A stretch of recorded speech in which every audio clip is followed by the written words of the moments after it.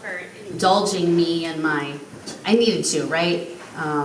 That is one of the most beautiful love songs of all time. And we're talking about staying in love with God, and it struck me this morning that this is a church filled with people who love God.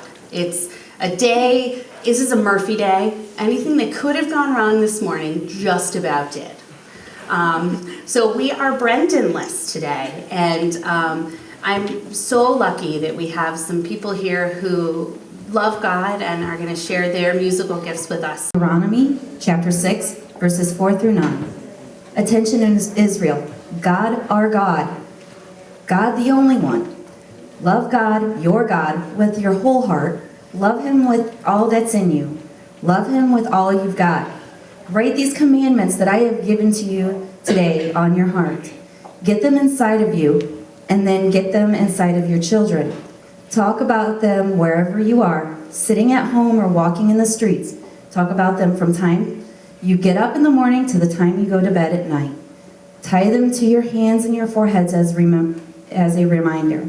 Inscribe them on the doorposts of your homes and on the city gates. So, as you know, Laura shared the first two rules these last couple of weeks. Do no harm and do good. Now, these are called 3 simple rules, right? They're not so simple in practice. In principle, they're very simple. They're easy to remember. They're short. But I believe that when we stay in love with God and we follow that third rule, the first 2 rules really become a lot easier.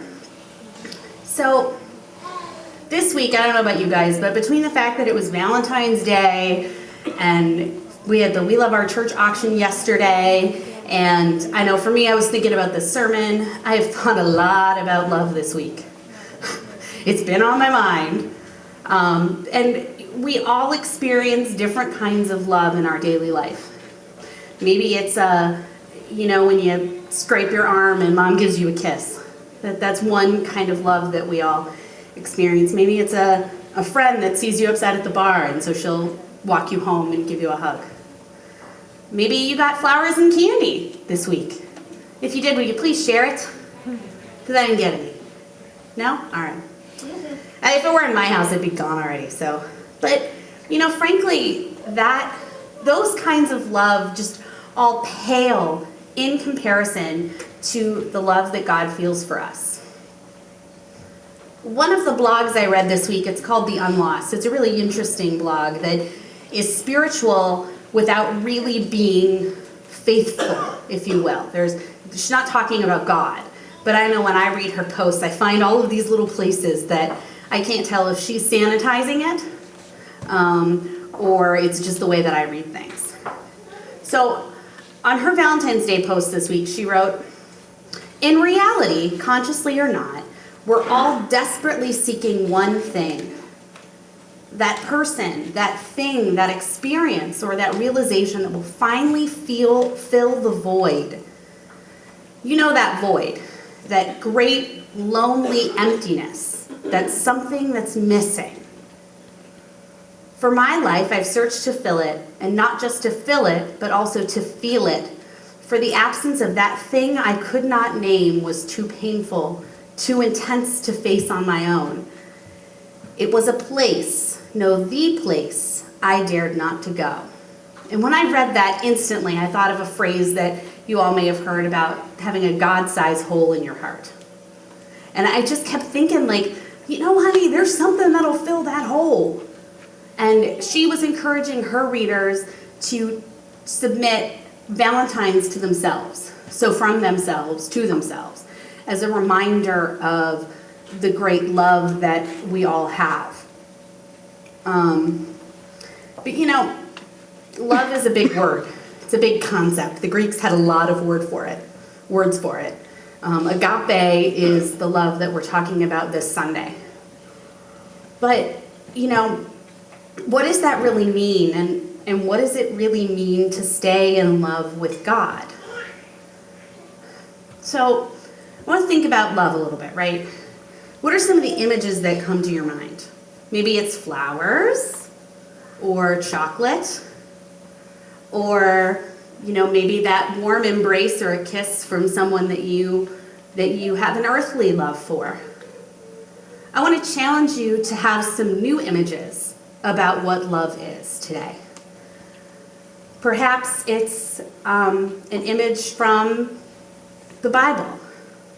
Perhaps, for me, one of the places that I see God every day is, that break in the clouds where the sun just streams through. To me, that is God's love shining on someone. I will see that when I'm driving, and I almost start crying. It's bizarre. Anyone who's in the car when I see that is probably like, really, you're nuts. But I am nuts at the end of the day. I am. I'm crazy about God. I asked my Twitter followers how they stay in love with God earlier in the week on Valentine's Day. And I got all of one response. We'll pretend that didn't hurt, but I only have a few followers on that account, okay? It's one of my 2. But this is from Dan the Methodist Man, by the way, my favorite Twitter handle ever. He said, "I'm constantly reminded of just how much God loves me. When you're wooed by the Creator, how can you keep from falling in love?" God woos us every day. It's, in the flowers, it's in music, it's in crocuses coming out of a bare backyard. But, this third rule is challenging us to take that a step further. Seeing God's love everywhere is the easy thing. It's easier. What John Wesley is challenging Methodists, and in fact I think all Christians to do, is make sure we return that love. We give it back to God in some way. Shauna shared these words from Deuteronomy chapter 6. Love God, your God, with your whole heart. Love him with all that's in you. Love him with all you've got. This verse actually comes right after Moses has shared the 10 Commandments. And it's not the last time we hear it. In Matthew chapter 22, Jesus shares these words again. He says, "When the Pharisees heard how they had bested the Sadducees, they gathered their forces for an assault. One of their religion scholars spoke for them, posing a question they hoped would show him up. 'Teacher, which command in God's love is the most important?' Jesus says, 'Love the Lord your God with all your passion and prayer and intelligence.' This is the most important, the first on the list. But there is a second to set alongside it. Love others as well as you love yourselves. These 2 commandments are pegs.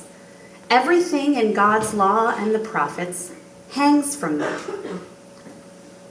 Now that verse 37, we've heard a lot of different ways, right? Love the Lord your God with all your heart and soul and mind.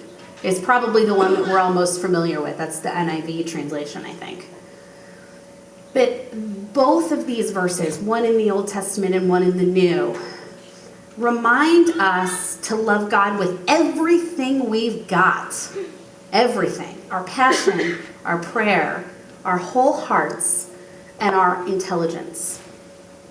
Now, while our relationship with God in Greek has a totally different word even, it's not all that different from our human relationships. And we can learn a lot about how to love God when we're learning about how to love each other, which is maybe why I think the rules are backwards. Wow, insight into John Wesley, that's a little frightening. But when we read about relationships with people, if you've ever been in a relationship or had a difficult relationship, you've no doubt heard some language that love is not a feeling, but it's an action. It's a verb. It requires doing something.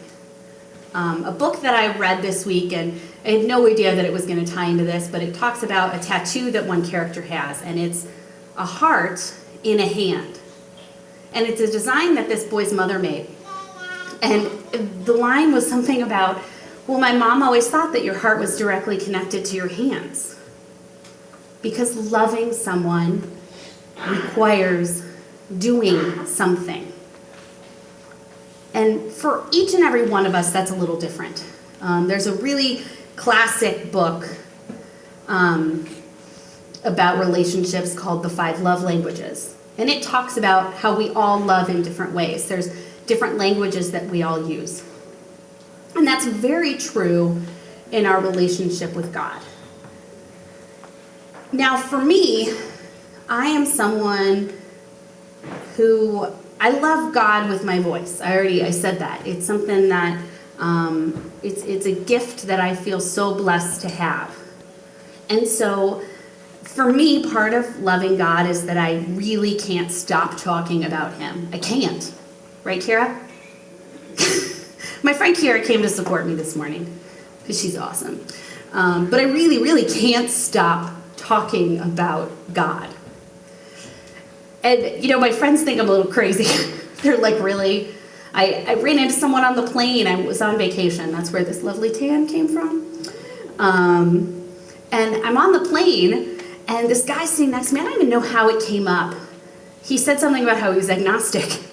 And I was like, that's awesome. I'm so proud that you admit that you don't understand God. Right? To me, that's what being agnostic means. I don't get him. Maybe I'm a little agnostic. I don't get him. But we just started talking, and I was reading the classic book by C.S. Lewis, Mere Christianity. And I had downloaded it on my Nook, and I had a paperback of it that was my dad's. We're having this conversation. I could tell this man is seeking. He wants to understand God. And I really relate to that, because not only can I not stop talking about God, but I can't stop reading about him. I just am hungry for knowledge and information about who this God is and who Jesus is. So we're sitting there talking, and I go, I'm almost done with this book, and I really, really think that you would enjoy it. So I hand him my copy, and he goes, well, give me your card, I'll mail it back. And I said, well, I'm happy to give you my card if you ever need anything, but you don't need to mail it back. Please keep it. And I got to my layover, I emailed my dad, and I said, hope you don't mind, but I just gave away your copy of Mere Christianity. And I know he hasn't responded because they're in Asia or something. I know that he's not going to care.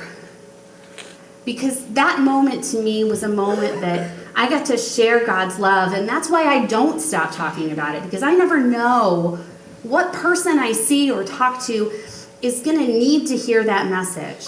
And they may not be a Christian, they might be an agnostic, or they might be an atheist or Jewish or Muslim, but that doesn't matter, because that dialogue helps us all understand him better and love him more. Now, I was always someone that was really very quiet about my faith. For a long time, I've been really quiet about it. I have sort of described myself as a quiet Christian. I've always been afraid of the concept of evangelizing. I'm not going to stand on a street corner and be like, love God, people. Maybe I might, I don't know. But not today. maybe at another point in my life. But I have to talk about God in order to keep my relationship with him strong. Because it can be really, really hard to keep this relationship strong. It's very much a honeymoon phase. I think I'm like deep in the honeymoon phase. We're still on Bora Bora or something. Because the love I feel for him is so strong that I'm reading a teen literature, and I find, messages that are God's words to me. But you have to work at it. And every one of us has something different. I walked around and read what some of you guys wrote on the walls, and some of them were about praise. Some of them are about prayer. Some of them are about quiet time, which, bless you all in quiet time. I'm not so good at that. Really bad at that. But John Wesley, in addition to providing us with these 3 simple rules, gave us some ideas on how we can stay in love with God. Now, these are often called spiritual practices or means of grace. And I'm not going to get stuck in that language because when I started to write about it, I was going to take up half my sermon. And it is actually the pillar of a lot of what we'll be discussing during Lent, which is great. So you'll have to come back and learn more about these spiritual practices during Lent. So here are some ideas he gives us. Reading, meditating, and studying the scripture. Prayer. Fasting. And now in today's world, fasting is really difficult, right? And I'll admit it, I've never really fasted. But on my vacation, I had to put my phone in the safe. It didn't work. So I had to go on an internet fast. And I gotta be honest, it was awesome. It was awesome. Nobody could email me. It was so cool. Another way that we stay in love with God is attending worship. You guys are all doing that today. By sharing our faith with others. By participating in communion. Having accountability groups, so having people that you can go to when you're struggling with your love for God. And then Bible study is another great way that we can stay in love with God. And that's more than reading and meditating the scriptures on your own. It's about bringing a group of people together and learning together and challenging each other and asking questions and fulfilling that thirst. So, Tuesday is Mardi Gras or Pancake Tuesday or Shrove Tuesday, whatever you call it in your own particular background. So that's the start of Lent. And as we're starting it this year, we'll hear a lot of people talking about what are they giving up. And I was sort of wore it as a badge of honor in my Catholic heavy community that I was a Methodist.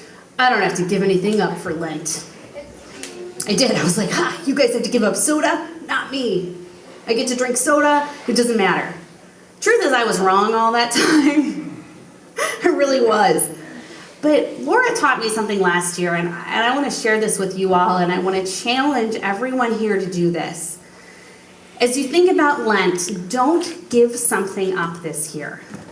I want you to start something. I want you to think about those spiritual practices that I just shared, fasting and reading and studying and Bible study and sharing your faith and prayer. And I want you to find a way to practice those over these next 40 days of Lent. So instead of saying, I'm not going to drink soda, instead of giving up chocolate, which why would you do that? Right? Come on. Dark chocolate's good for you. Find something new. And pick something that's hard for you. So for me, I have to focus on the quiet time, on the meditation, because that is not easy for me. So look at those ideas, think about those concepts, and like I said, over the next several weeks, we'll be talking about those as a part of our Lenten sermon series.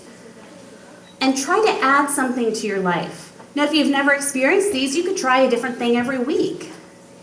But I really want to challenge you all to find a new way to stay in love with God and to be in love with God, because that will help to strengthen your relationship and do something that pulls you out of your comfort zone.